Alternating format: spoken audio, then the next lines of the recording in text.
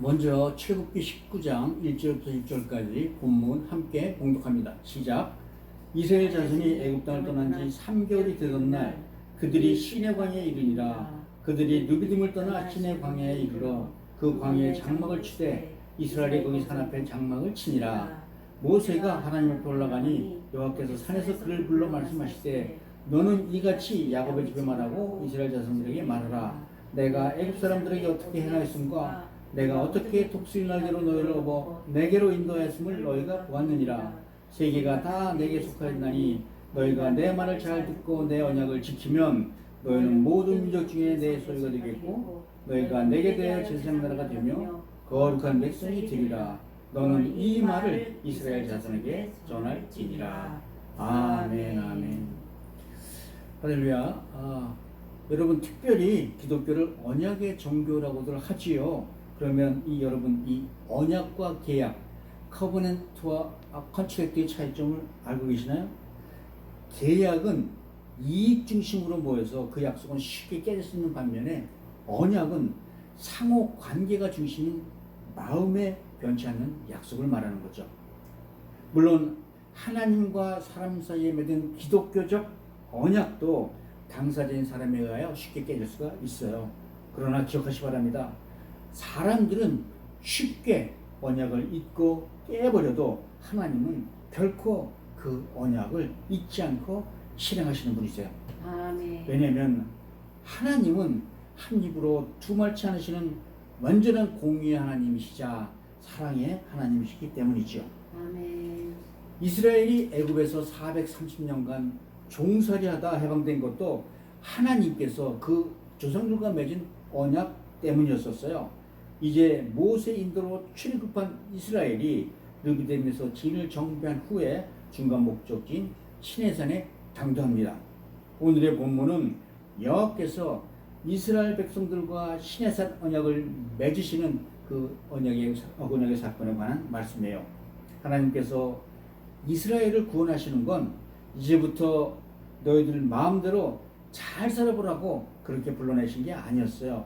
하나님은 이 사건을 통해 모세에게 이스라엘을 애굽에서 구원해내신 목적을 말씀하십니다. 이스라엘을 하나님의 소유로 삼아 온 세상의 제사장 나라요 거룩한 백성으로 살게 하려고 부르셨던 거예요. 오늘날 우리도 마찬가지죠. 우리는 예수 그리스도 십자가 보혈로 죄의 애굽으로부터 탈출할 수 있었어요. 그러나 여전히 많은 그리스도인들이 이 구원의 감격만 붙잡은 채 광야 같은 세상에서도 제 뜻대로 살아가는 경우가 많죠. 그러므로 오늘의 본문은 구원받은 자는 어떻게 살아야 할 것인지에 대한 이 영적인 이정표라고 할 수 있습니다. 오늘 하나님의 말씀을 통해 거룩한 사명자로 거듭나는 은혜 누리시기를 주의 이름으로 축복드립니다. 아멘. 그러면 먼저 하나님께서 이스라엘을 시내산으로 인도하신 그런 구속사적인 의미는 무엇일까요? 먼저 우리 1절과 2절 함께 읽습니다. 시작. 이스라엘 자손이 애굽 땅을 떠난 지 3개월이 되던 날 그들이 시내 광야에 이르니라. 그들이 르비딤을 떠나 시내 광야에 이르러 그 광야에 장막을 치되 이스라엘이 거기 산 앞에 장막을 치니라. 아멘. 이스라엘이 르비딤을 떠나 시내산 바로 앞에 장막을 친 날이 출애굽한 후에 3개월이 되던 날이었다는 거예요. 그런데 여기서 3개월이 되던 날이라는 말의 번역에 약간의 혼돈을 불러와요.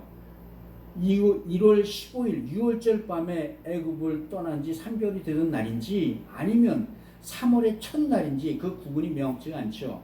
그런데 유대인들은 모세가 율법을 받은 날, 시내산에서 율법을 받은 날을 6월절 후 50일째 되는 날, 즉 오순절로 계산한다는 거예요.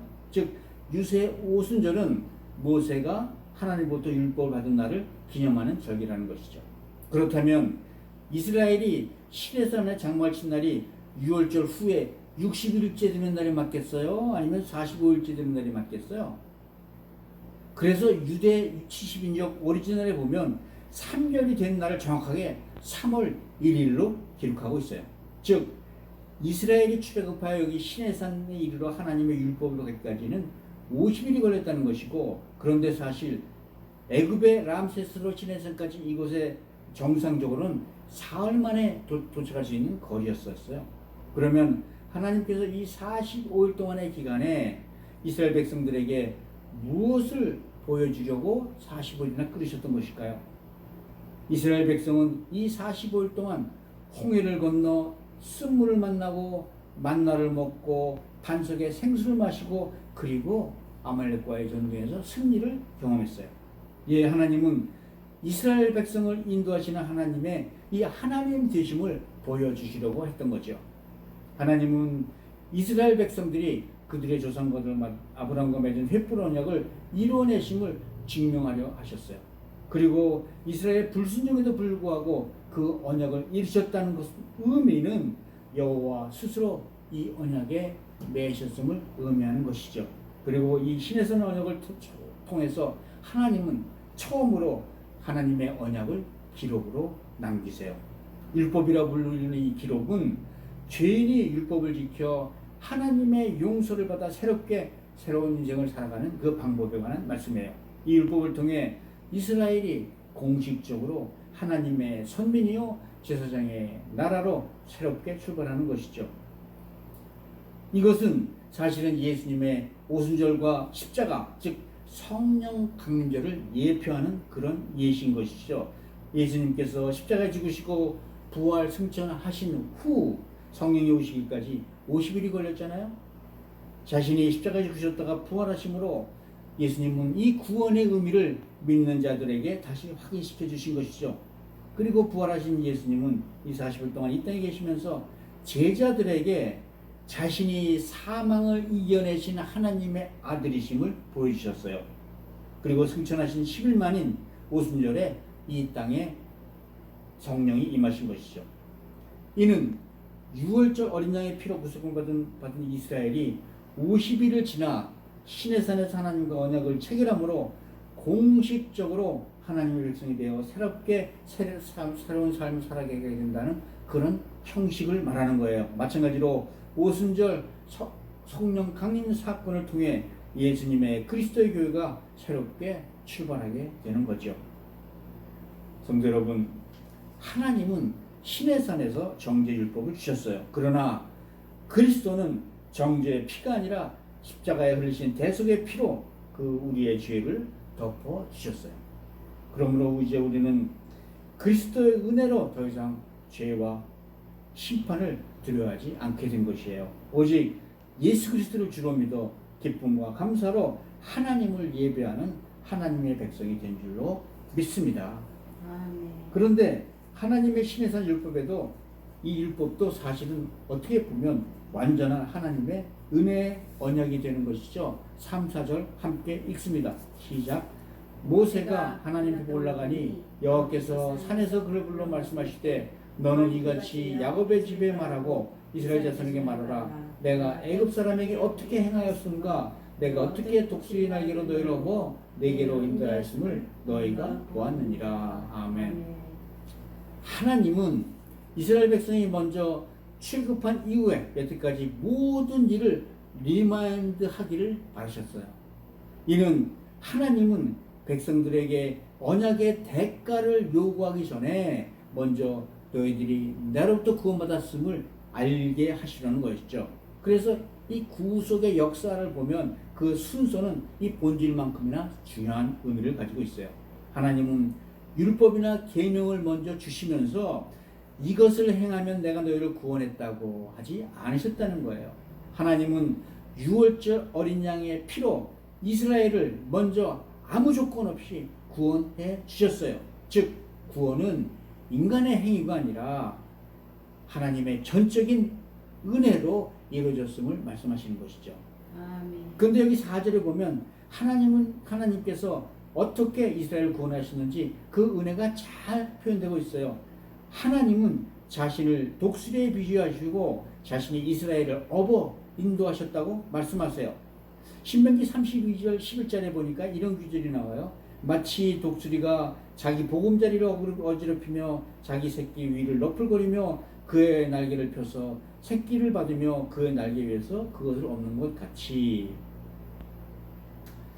안아주셨다는 건 가슴에 품는 것이지만 업어주셨다는 건 자신의 등에 태우는 거잖아요. 하나님께서는 이스라엘을 구원하시려고 그 모든 고통과 위험을 친히 온몸으로 막아내신 그 은혜를 의미하는 것이죠. 사실 이스라엘이 광야를 지날 때 그들이 잘 훈련된 군사들이었나요? 아니면 그들이 똑똑하고 용맹하고 또 도덕적으로도 우월한 백성들이었나요? 아니죠. 그들은 원망과 불평으로 가득 찬 나약한 떠돌이 노예 무리들에 불과했었어요. 바로의 병거가 뒤를 쫓아올 때도, 아말렉이 뒤에서 기습해올 때도, 신령과 무리 없어 영원히 가랄 때에도 이스라엘은 스스로 구원하기 위해 한 일은 하나도 없었어요. 그들이 한 일은 오직 하나, 하나님을 알기 위해 엎드려져 있었던 것 뿐이죠. 이 구약의 독수리 날개는 신약에 이르러서 예수님의 십자가, 그리스도 십자가에서 완전하게 성취가 되어 로마서 5장 8절은 이 그리스도의 구속의 은혜를 이렇게 선언합니다. 우리가 아직 죄인 되었을 때에 그리스도께서 우리를 위하여 죽으심으로 하나님께서 우리에 대한 자기의 사랑을 확증하셨느니라. 그렇습니다. 우리가 아직 죄인 되었을 때, 우리 스스로 죄와 사망의 법에서 단 한 걸음도 빠져나올 수 없을 때 예수 그리스도께서는 골고다 언덕에서 그 거룩한 양팔을 독수리 날개처럼 펼치셨다는 거예요. 그리고 세상의 모든 죄악과 정죄의 화살을 자신의 몸으로 친히 받아내시고 우리를 업어내셨어요. 그러므로 성도 여러분, 성도의 삶은 주님의 날개 위에 업힌 인생입니다. 아멘. 내가 맞이한 이 상황이 메마른 광야 같고 정말 사방이 막힌 르비디비라 할지라도 낙심하지 마시기 바랍니다. 신앙생활이란 두 팔을 벌려 나를 얻고 계신 주님을 신뢰하고 그 안에서 안식하는 것인 줄로 믿습니다. 아멘. 그리스도의 구원의 날개를 신뢰하며 날마다 주 안에서 참된 안식을 누리는 우리 모두가 되시기를 주의 이름으로 축복드립니다. 아멘. 그러면 그 언약 백성으로 누리는 혜택, 즉 복은 어떤 것일까요? 우리 5절 함께 읽습니다. 시작. 세계가 다 내게 속하였나니 너희가 내 말을 잘 듣고 내 언약을 지키면 너희는 모든 민족 중에 내 소유가 되겠고 너희가 내게 대하여 지혜스러운 나라가 되며 거룩한 백성이 되리라. 너는 이 말을 이스라엘 자손에게 전하리라. 이제 하나님은 이스라엘에게 이 언약의 조건을 제시하세요. 너희가 내 말을 잘 듣고 내 언약을 지키면. 아멘. 하나님께서 온 세상과 우주의 주인이세요. 그 어떤 것도 하나님의 소유가 아닌 것은 없지요. 그 전능하신 하나님께서 이 보잘것없는 떠돌이 노예 민족에게 지금 당연한 일을 정중하게 요청하시는 거예요. 즉 기계적인 복종을 요구하시는 게 아니라 인간적인 관계 속에서의 자발적인 순종을 원하시는 거예요. 여기서 우리는 이 조건에 따르는 이 순종의 영적인 성격을 오해해서는 안 되겠어요. 이 요구는 너희가 내 말을 잘 들으면 그 행위를 보고 너를 구원해 주겠다는 그런 조건부 구원이 아니란 것이에요. 백성들은 이미 독수리 날개에 업혀 구원을 받은 백성들을 시내산에 와 있잖아요. 그러므로 이 순종은 구원의 조건이 아니라 구원받은 백성이 하나님의 복을 누리는 그 통로가 되었다는 말씀이지요. 그렇습니다. 성도가 하나님의 언약을 듣고 지킬 때 비로소 세상과 구별되는 영적인 권세가 나타나는 거예요. 세상은 끊임없이 우리에게 육신의 정욕과 안목의 정욕과 이생의 자랑을 따르라고 속삭이고 애굽의 가치관과 문화, 바벨론의 물질 문화를 숭상하라고 유혹해요. 그러나 언약 백성은 이런 세상의 소리에는 귀를 닫고 먼저 기록된 하나님의 말씀부터 보고 들어야 한다는 것이죠. 아멘. 이렇게 순종하는 삶은 내 삶의 주도권을 온 세상의 주인 되신 하나님께 내어드린다는 우리의 믿음의 고백이기도 합니다. 하나님은 이런 순종의 삶을 통해 하나님께서 영적인 권세를 우리에게 허락하시는 줄로 믿습니다. 아멘. 이 영적인 권세가 바로 믿는 자들에게 주시는 하늘의 복이요 또한 영적인 신분이 되는 거예요. 가장 큰 복이 모든 민족 중에 내 소유가 되는 복이지요. 여기서 소유는 단순히 가진 재물을 의미하는 것은 아니에요. 이 소유는 하나님께서 가장 아끼고 가장 귀중하게 여기는 특별한 개인적인 보호물을 의미합니다. 세상이 모두 하나님 것이지만 나와의 언약을 지키는 너희가 나의 가장 귀중한 보물이라고 말씀하시는 거예요. 세상은 외모와 지위와 경력 같은 것으로 그 사람 평가하지만 하나님은 다르시다는 거예요. 하나님은 우리가 연약하고 못났어도 오직 그리스도를 주요 구세주로 믿는다는 그 이유 하나만으로 우리를 이 세상에서 가장 귀하고 특별한 보물로 바라보신다는 겁니다. 아멘. 그러므로 여러분, 하나님의 말씀을 듣고 순종하신다면 영적인 회복감, 자존감을 회복하시길 바라요. 여러분이야말로 세상 속에 뿌려진 하나의 돌이 아니라 하나님 창고에 간직된 가장 소중한 보물이 된 줄로 믿습니다. 아멘. 두 번째 드리는 복은 너희가 내게 대하여 제사장 나라가 되는 그런 복이에요. 이 말씀은 출애굽기 전체와 구약 성경의 핵심 축을 일어나고는 아주 위대한 선교적인 선언이죠. 그러면 제사장은 어떤 존재를 말하는 걸까요? 제사장은 죄로 하나님 앞에 나아갈 수 없는 인간과 거룩하신 하나님 사이를 중재하는 존재들이에요. 한 손으로는 하나님을, 다른 한 손으로는 죄인들을 붙잡아 두 존재를 화해시키는 역할을 맡은 자들이죠.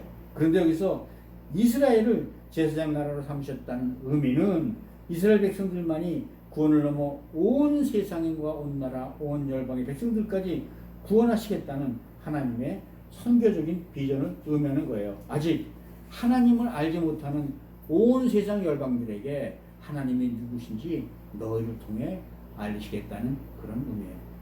그런 의미로 오늘날 교회가 바로 이 시대의 제사장의 나라가 되는 것이죠.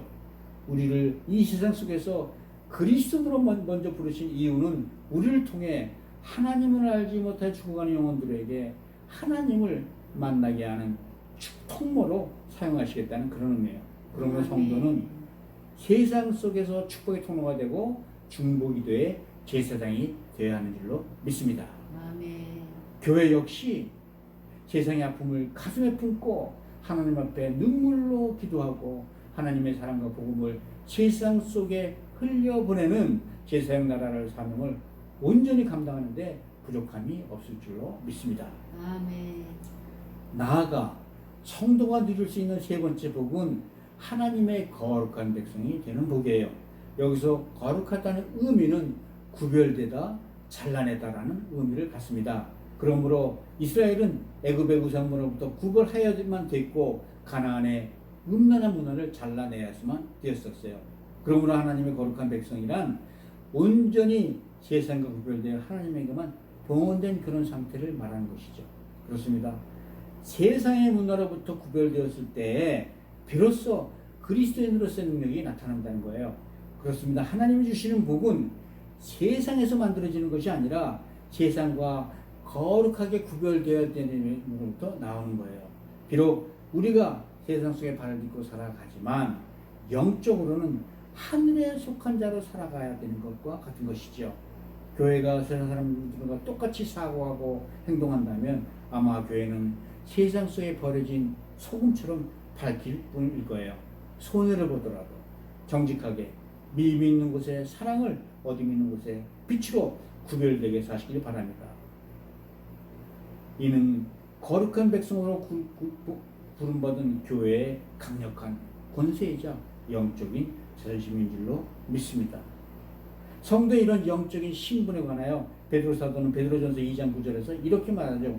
너희는 택하신 족속이요 왕 같은 제사장들이요 거룩한 나라요 그의 소유가 된 백성이니 이는 너희를 어두운 데서 불러내어 그 기이한 빛에 들어가게 하시니 이에 아름다운 덕을 선포하게 하려 하심이라. 아멘. 우리 모두 그리스도의 덕을 온 세상에 선포하는 하나님의 백성으로 살아가는 은혜 누리시기를 주의 이름으로 축복드립니다. 아멘. 이제 말씀 맺습니다. 사랑하는 성도 여러분, 오늘의 말씀은 단순히 이스라엘의 고대 역사가 아니지요. 이 말씀은 영원한 대제사장 되신 예수를 주로 고백한 자들에게 주시는 영적인 초청장이에요. 우리 중 그 누구도 자기 힘으로 스스로 구원을 입은 사람은 없어요. 오직 하나님의 주권적인 사랑과 우리를 두 날개로 업고 오신 주님의 은혜로 건짐을 받은 자들일 뿐이죠. 그 큰 사랑을 입었기에 우리는 하나님의 귀중한 보물로 구별되게 살아가야 하는 줄로 믿습니다. 그렇습니다. 구별된 백성으로 사는 것의 기본이 바로 그리스도 안에 거하는 거예요.